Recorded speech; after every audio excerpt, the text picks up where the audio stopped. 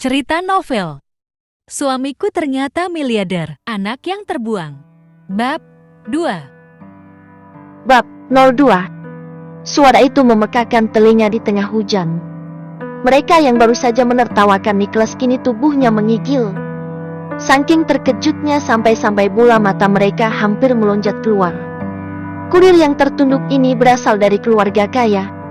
Namun, ketika Nicholas melihat orang itu, wajahnya berubah menjadi lebih dingin. "Siapa yang memerintahkan kalian kemar? Persetan kalian?" Mereka adalah pelayan keluarga Ki, dan orang tua terkemuka adalah John, pengurus rumah tangga keluarga Ki. "Tuan Nicholas, kakek Anda yang meminta kami untuk membawa Anda kembali pulang. Kakek Anda ingin Anda melakukan DNA tes. Jika kami tidak bisa mendapatkan darahmu dalam 3 hari, sesuatu yang buruk akan terjadi pada keluarga Ki. Tolong kembalilah bersama kami dan selamatkan keluarga Ki." Suara John bergetar, wajahnya penuh ketakutan. "Kembali?" Nicholas mencibir seraya berkata, "Jika aku ingat, tidak ada seorang pun di keluarga Ki yang memperlakukanku sebagai manusia. Kamu pun tahu kehidupan seperti apa yang aku jalani di keluarga Ki, kan? 3 tahun yang lalu, saudara laki-lakiku menyebutku anak haram. Aku bertengkar dengannya, tapi apa yang terjadi? Kakekku mematahkan lenganku dan menendangku keluar dari keluarga Ki, dan karena dia yang membuat aku menjadi sampah yang tidak berguna. Sekarang kakek ada di sini untuk mencariku karena keluarga Ki dalam kesulitan. Biar aku memberitahumu, bahkan jika aku mati kelaparan, aku tidak akan pernah masuk ke rumah keluarga Ki lagi, ingat itu." Nicholas tidak pernah mengalami kasih sayang keluarga sejak dia masih kecil. Dari saat mulai mengingat, kedua orang tuanya telah pergi. Nicholas tidak peduli pada kakeknya, yang kini sedang mencari dirinya untuk melakukan tes DNA. Jika dia berhubungan dengan keluarga Ki lagi, maka dia memilih pergi ke suatu tempat untuk menyendiri dan mengakhiri hidupnya. "Tuan Nicholas, tolong kembalilah bersamaku. Kakekmu menginginkanmu kembali, dan dia akan memberimu warisan keluarga Ki. Kamu akan memiliki kendali penuh atas saudaramu dan kami." John memohon dengan suara rendah. "Apakah kamu tidak mengerti apa yang aku katakan?" Nicholas sangat marah dan menendang orang-orang berjas yang hanya diam itu. "Pergi! Pergi! Pergi! Kalian semua! Persetan!" Pada saat ini, suara lembut datang dari belakang Nicholas. "Nicholas, kamu gila? Hentikan!" Nicholas sangat akrab dengan suara ini. Dia berbalik dan melihat dia berdiri di sana di tengah hujan yang deras. Dia basah kuyup sambil membungkuk dan terengah-engah. Kaos putihnya menempel di dadanya, dan dadanya sedikit gemetar. Dia dalam kekacauan. Melihatnya seperti ini, Nicholas merasa hatinya melunak. Dia bergegas ke Dea dan mengenakan mantelnya padanya. "Dea, kenapa kamu di sini?" Namun, kekhawatirannya pupus karena sebuah tamparan mendarat di wajahnya. Mata dia merah, dan sudut mulutnya bergetar.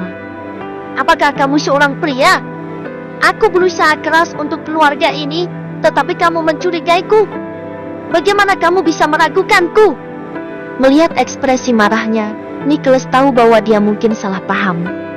"Aku akan membalasmu nanti." Dia memelototi Nicholas dan kemudian berjalan cepat ke arah pria berjas itu. Namun, ketika dia melihat Rolls-Royce dengan plat nomor mahal dari ibu kota kekaisaran, tubuhnya yang halus tiba-tiba bergetar. "Oh tidak! Dengan sekelompok mobil seperti itu, pasti ada peluang besar. Bagaimana Nicholas bisa sukses besar di ibu kota? Apakah dia tidak takut dibuang ke laut?" "Maaf, Tuan, suami saya sedang dalam suasana hati yang buruk baru-baru ini. Dia emosional dan bereaksi berlebihan.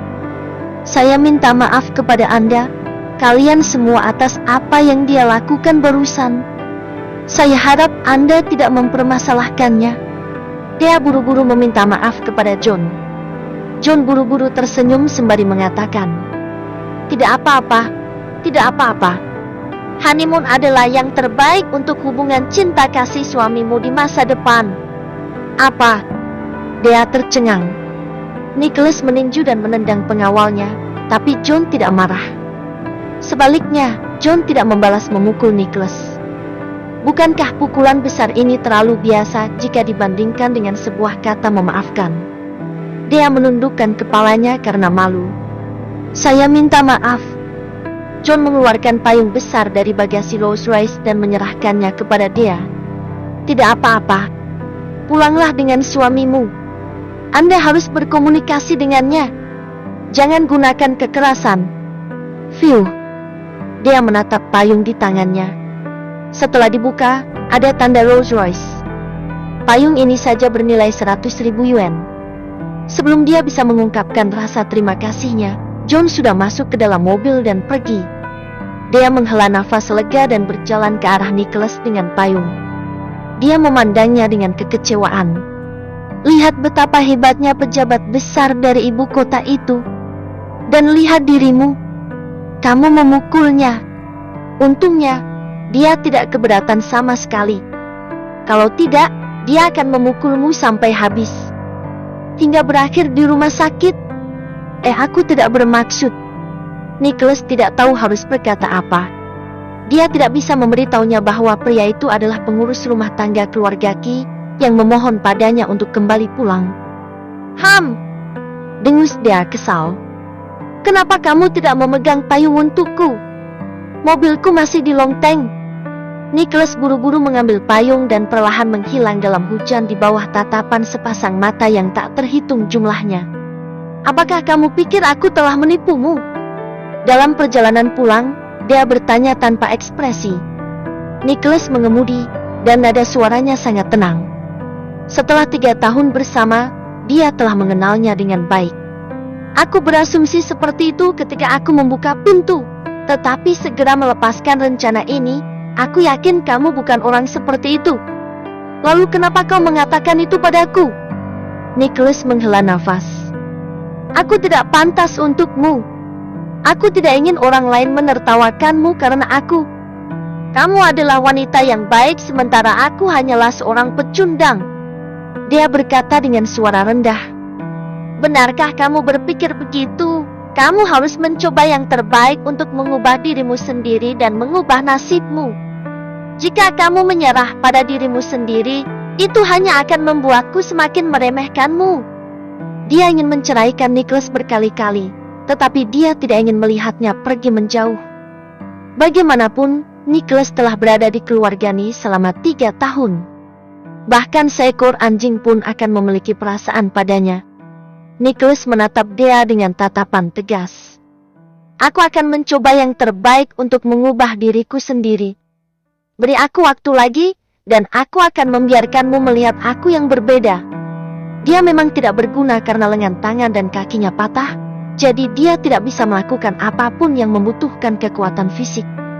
Tetapi setelah 3 tahun, tubuhnya telah kembali pulih bahkan hampir normal. Selama dia bekerja keras, dia seharusnya bisa menghasilkan uang. Dia menatap Nicholas dengan dingin. Fokuslah mengemudi. Menurutnya, Nicholas tidak berguna selama 3 tahun. Tidak realistis untuk mengharapkan perubahan dari dirinya. Ketika dia dan Nicholas kembali ke rumah, di ruang tamu telah penuh dengan banyak saudara dan kerabat. Dea, kamu akhirnya kembali. Deborah, ibu mertua Nicholas, datang menghampiri dengan sebuah surat perjanjian perceraian. Cepat dan tanda tangani namamu. Untuk mendapatkan ini segera diselesaikan secepatnya. Manusia tidak berguna ini akhirnya muncul dan tahu bahwa dia menyeretmu. Dia sedikit mengernyit dahi. Bu, aku tidak ingin bercerai untuk saat ini. Tidak. Wajah Debre langsung menjadi gelap. Bukankah kamu selalu ingin menceraikannya? Kami semua mendukungmu untuk menceraikannya. Kamu tidak memiliki hubungan fisik dengan orang yang tidak berguna ini. Selama kamu bercerai, akan banyak pria lain datang dan melamarmu. Bu, dia tampak tak berdaya. Sebelum dia bisa mengatakan apa-apa, seorang pemuda berdiri dan berkata, Dea, kamu harus bercerai apapun yang terjadi. Grupnya akan bangkrut karena kamu. Kamu harus menikahi Tuan Dewa.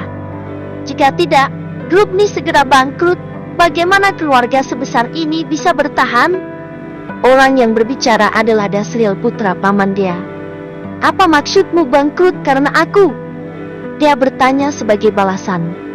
Itulah kebenarannya. Semua orang juga tahu itu, cibir Dasriel. Sudah berapa lama 100.000 batangan baja emas yang tidak terjual berada di gudang? Harganya sudah turun 20% dan akan terus menurun di masa depan. Kerugiannya saja bukan angka yang sedikit, kan? Itu karena kamu membuat pilihan yang buruk. Aku dapat memahami bahwa ada kerugian dan keuntungan dalam berinvestasi. Tapi masalahnya adalah pinjaman sebelumnya akan segera berakhir. Kamu bahkan tidak dapat membayar pinjaman. Selain berhutang ke bank, perusahaan berhutang beberapa 50 juta lagi kepada perusahaan lain.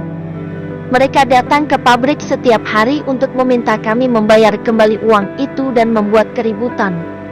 Jika kamu tidak membayar kembali uang itu, mereka akan mengambil semua barang di gudang untuk melunasi hutang. Sekarang semua orang di pabrik panik, mendiskusikan kapan perusahaan akan menyatakan pilot. Dia dibombardir oleh pertanyaan dan terdiam sesaat. Pada saat ini, Nicholas akhirnya tidak bisa menahan diri. Ia segera berdiri dan angkat bicara. Apa yang kamu katakan terlalu berlebihan. Presiden dia dalam 2 tahun terakhir telah mendapatkan begitu banyak keuntungan. Kamu bahkan tidak melakukan apa-apa dan mengambil begitu banyak keuntungan. Sekarang perusahaan dalam masalah, kamu menyalahkan semuanya padanya. Tidakkah menurutmu itu terlalu berlebihan? Melihat bahwa bahkan Nicholas berani unjuk gigi dan mengkritiknya, Dasriel meledak. Siapa kamu? Apakah kamu memenuhi syarat untuk berbicara di sini? Nicholas memarahi. Kamu hanya seorang manajer, tetapi kamu berani menuduh presiden di depan umum. Kenapa aku tidak berani? Aku anggota keluarga nih, dengan saham perusahaan. Bagaimana mungkin aku tidak punya hak untuk mengatakannya? Dasriel mengutuk. Biarkan aku memberitahumu sesuatu. Jika aku menjadi CEO, aku tidak akan membiarkan perusahaan jatuh ke dalam situasi seperti ini. Sampah seperti kamu tidak punya hak untuk menanyaiku. Nicholas tidak marah. Sebagai gantinya, dia dengan tenang bertanya, karena kamu sangat hebat, mengapa orang tua itu tidak menjadikanmu presiden? Dasriel berteriak dengan putus asa. Itu karena mata kakek buta, dan dia tidak melihat kemampuanku. Kalau tidak, bagaimana mungkin dia bertanya pada Dea? Dengan kekuatannya, dia bahkan tidak memiliki kualifikasi untuk menjadi manajer. Haha, orang tua itu sangat pandai menilai orang, tetapi kamu berani mengatakan dia buta. Untungnya dia tidak menjadikanmu presiden, atau kamu akan tidak menghormatinya setelah mendapatkan kekuasaan. Ucap Nicholas sambil tersenyum. Dasriel terkejut. Hatinya langsung menjadi dingin. Apa? Dia tiba-tiba berbalik dan melihat wajah murung lelaki tua itu, yang kini menatapnya dengan tatapan tajam. Adapun paman dan bibinya gemetar ketakutan ketika mereka melihat putra mereka, yang mengatakan omong kosong. Kakek, aku... Orang tua itu memarahi dengan dingin. Berlututlah. Dasriel berlutut di lantai, takut, bingung bercampur menjadi satu. Kakek, aku salah. Tolong jangan marah. Nicholas yang mendorongku dan memaksaku untuk mengatakan hal-hal tidak bermoral seperti itu. Diam dan tampar dirimu sendiri sampai aku bilang berhenti. Orang tua itu tampak kedinginan. Tidak ada seorang pun di keluarganya yang berani memarahinya atau memprovokasi otoritasnya. Kakek, aku salah. Aku salah kakek. Aku tidak akan melakukannya lagi. Kakek, aku tidak akan melakukannya lagi. Dasriel menampar wajahnya dengan keras.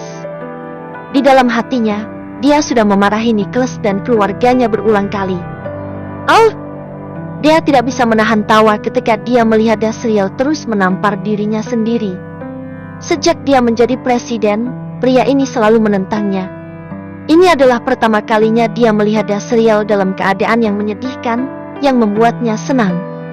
Melihat senyum di wajah dia, Nicholas merasa jauh lebih santai. Apa yang ingin dia lakukan hanya untuk membuatnya bahagia. Cukup! Pada saat ini, lelaki tua itu berteriak marah. Kembalilah dan renungkan kesalahan apa yang telah kamu lakukan. Jika kamu tidak dapat mengetahuinya dalam 3 hari, aku lebih suka mempekerjakan seseorang untuk menjadi presiden daripada mempertimbangkanmu. Kemarahan Dasriel langsung berubah menjadi kegembiraan.